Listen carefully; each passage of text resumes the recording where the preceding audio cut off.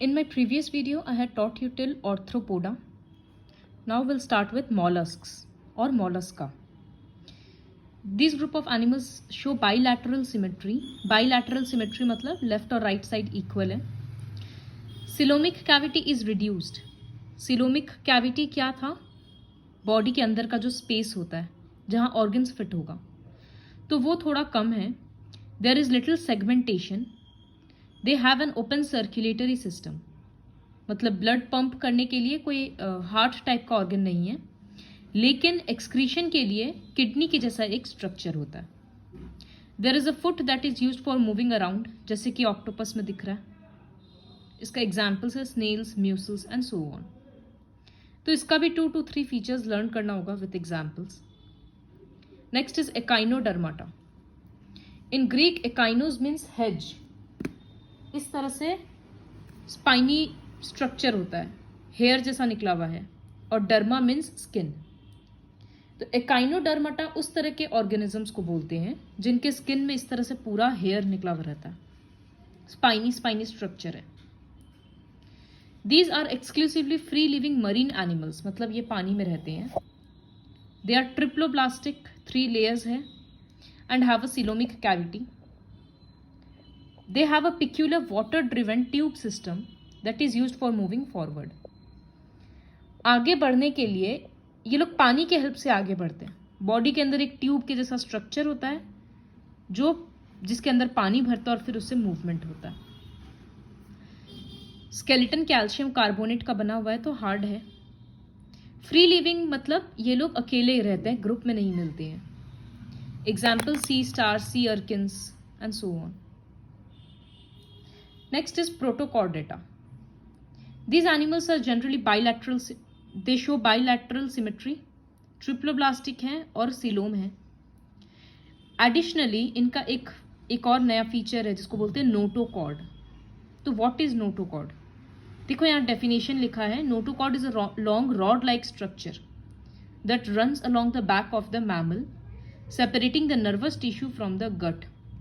जिस तरह से हम लोगों में बैकबोन है ना, वैसे ही होता है ये. स्पाइनल कॉर्ड है हम लोगों का, वैसे ही होता है नोटोकॉर्ड. तो पीछे में एक लॉन्ग स्ट्रिंग जैसा स्ट्रक्चर है जो नर्वस स्ट्रक्चर को गट पोर्शन से मतलब डाइजेस्टिव एरिया से सेपरेट करता है. It provides a place for muscles to attach for ease of movement. तो स्पाइनल कॉर्ड या नोटोकॉर्ड, यहाँ स्पाइनल वर्ड यूज करना नहीं चलेगा. तो नोटोकॉर्ड के होने से मूवमेंट ईजी होता है. लेकिन इस तरह के ऑर्गेनिजम्स में पूरे टाइम नोटोकॉर्ड प्रेजेंट नहीं होता है. या तो यंग स्टेज में नोटोकॉर्ड रहेगा और धीरे धीरे जैसे ऑर्गेनिज्म डेवलप करेगा वो नोटोकॉर्ड डिसअपियर हो जाएगा. तो notochord is not present in all stages of the lifes. तो इस टाइप के ऑर्गेनिजम्स को बोलते हैं प्रोटोकॉर्डेटा. तो इनका क्या फीचर हुआ? बाइलैटरली सिमेट्रिकल, ट्रिप्लोब्लास्टिक, सिलोम, और फोर्थ होगा they have a notochord present in some of their life stages. Example Balanoglossus, Herdmania, amphioxus. ये बैलेनोग्लॉसस का फोटो बहुत बार देता है और बोलता है identify the species and mention 2 or 3 features. उसके बाद है वर्टिब्रेटा. तो प्रोटोकॉर्डेटा और वर्टिब्रेटा में ये डिफरेंस है कि प्रोटोकॉर्डेटा में नोटोकॉर्ड बस कुछ लाइफ स्टेजेस के लिए था, लेकिन वर्टिब्रेटा में हमेशा के लिए नोटोकॉर्ड रहता है. वर्टिब्रेटा को इसी वजह से कॉर्डेट्स भी बोलते हैं, उसको प्रोटोकॉर्डेट्स और इसको कॉर्डेट्स. तो कॉर्डेट्स का ये 5 डिस्टिंग्विशेबल फीचर होता है. They have a notochord, have a dorsal nerve cord मतलब वही स्पाइनल कॉर्ड के जैसा. They are triploblastic, have paired gill pouches मतलब ब्रीदिंग ऑर्गन के लिए कोई एक गिल्स के जैसा ऑर्गन रहता है ब्रीद करने के लिए. And are coelomate. तो ये वर्टिब्रेटा का 5 फीचर्स है. वर्टिब्रेटा को फर्दर 5 कैटेगरीज में डिवाइड किया जाता है. तो फर्स्ट कैटेगरी है cyclostomata. They are jawless vertebrates. इनका कोई जॉ नहीं होता, जैसे हम लोगों में अपर जॉ लोअर जॉ है, इसमें ऐसा नहीं होता. माउथ में बस गोल ओपनिंग जैसा होता है. बॉडी एकदम स्लिमी होता है, मतलब एकदम स्लिप करने वाला होता है, एकदम स्मूथ एकदम। सर्कुलर माउथ है। Eel like structures, you can google the photo of eel तो समझ में आ जाएगा। स्केललेस स्ट्रक्चर है, बॉडी में कोई फिश के जैसे स्केल्स नहीं है। फिश के बॉडी में जैसे इस तरह से पूरा स्केल्स बना हुआ रहता है, इसमें नहीं है। They are ectoparasites. तो एक्टोपैरासाइट्स, पैरासाइट्स मतलब क्या होता है, जो दूसरे ऑर्गेनिज्म से रहकर खाना लेता है। पैरासाइट जब बॉडी के ऊपर रहता है तो उसको एक्टोपैरासाइट बोलते हैं, और जब वो बॉडी के अंदर है, जैसे ह्यूमन बीइंग के इंटेस्टाइन के अंदर जो बैक्टीरिया और वॉर्म्स है, वो एंडोपैरासाइट हो गया, क्योंकि वो बॉडी के अंदर रहकर खाना ले रहा है। और जैसे लीच होता है, हेडलाइस होता है, तो ये सब एक्टोपैरासाइट है।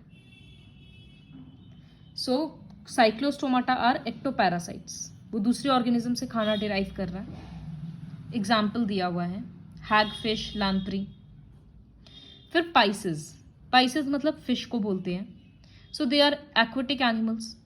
स्किन में पूरा में स्केल्स होता है। उन लोगों को ऑक्सीजन कहाँ से मिलता है, वाटर में जो डिजॉल्व्ड ऑक्सीजन है। ब्रीदिंग ऑर्गन गिल्स है। Body is streamlined. Streamlined shape हम लोग क्लास 8 में पढ़े थे। फिश का, एरोप्लेन का, इन सब का शेप को स्ट्रीमलाइंड बोलते हैं, फ्रिक्शन कम होता है उससे। तो बॉडी इज स्ट्रीमलाइंड। एक मस्कुलर टेल है जो मूवमेंट में हेल्प करता है। They are cold blooded. Cold blooded और वार्म ब्लडेड में क्या डिफरेंस होता है? तो कोल्ड ब्लडेड मतलब अगर उन, जैसे कोई फिश है जो ठंडा पानी में रहती है, अगर इसको गर्म पानी में डाल देंगे या हल्का सा वार्म वाटर में, तो वो अपना बॉडी टेम्परेचर को एडजस्ट नहीं कर पाएगी और मर जाएगी। तो कोल्ड ब्लडेड एनिमल्स मतलब they can not regulate their body temperature. और वार्म ब्लडेड जैसे ह्यूमन बींग्स, अगर हम लोग ठंड के जगह में जा रहे हैं तो भी, या गर्म जगह में है तो भी, हम लोगों का बॉडी टेम्परेचर मेंटेन रहता है, उसको बोलते हैं warm blooded.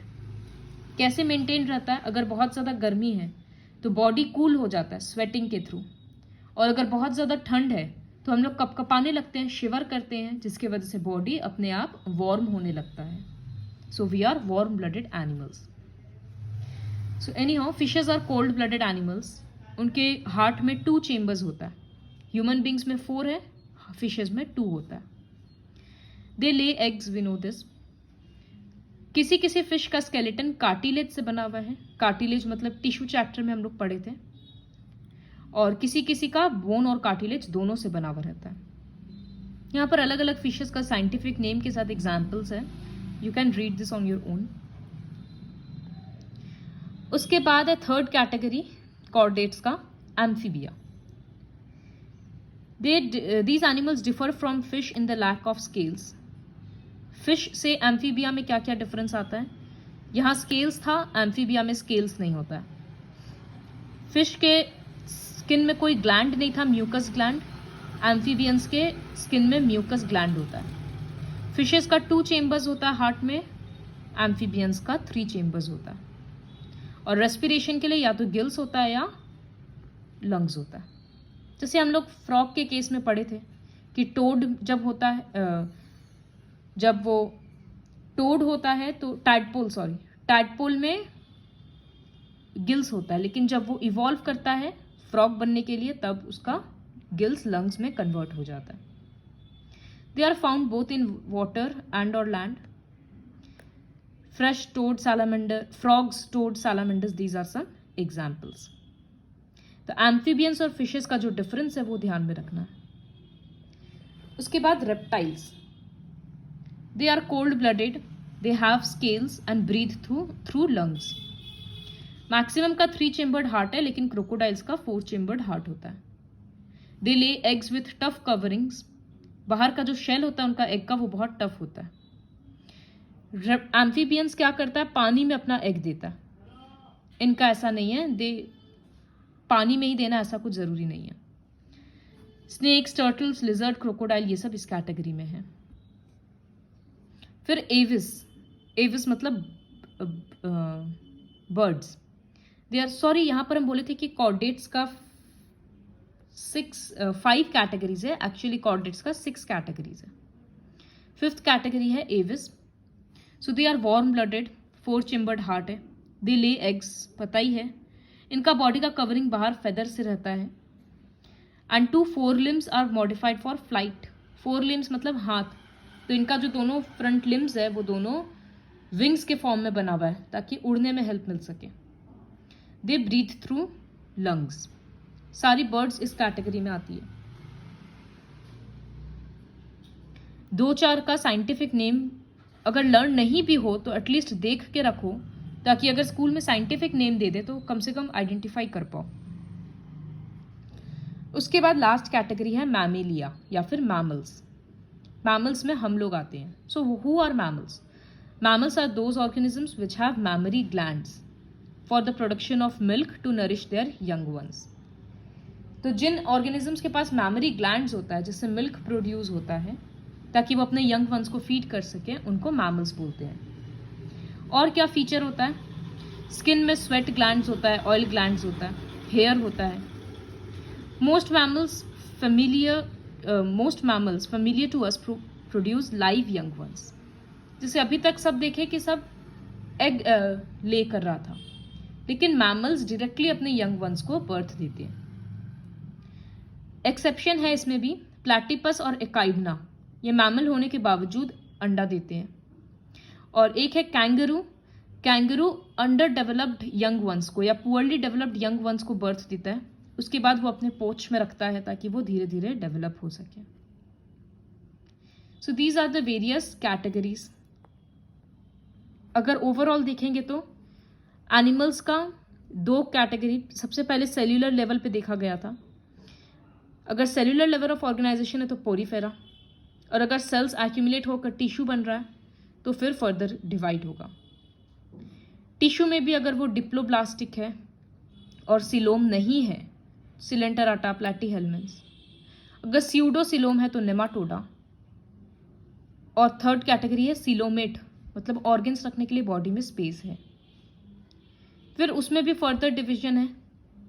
Mesodermal cells from a single cell during growth of the embryo, तो होता है Annelida, Mollusca, Arthropoda. You don't have to learn this,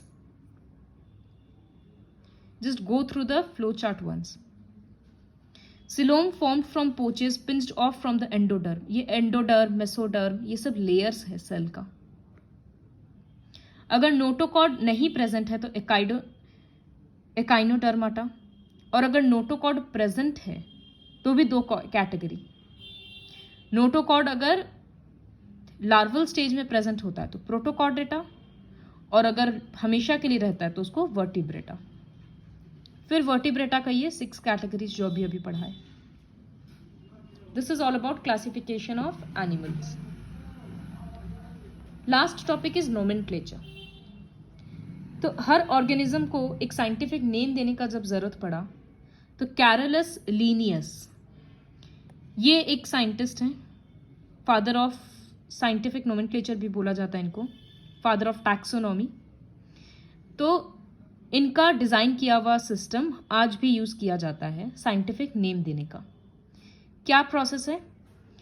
names of the genus begins with a capital letter, names of the species begins with a small letter. जैसे एक example देखो, ostrich का Struthio camelus, ये S से start हो रहा है, ये जीनस नेम है.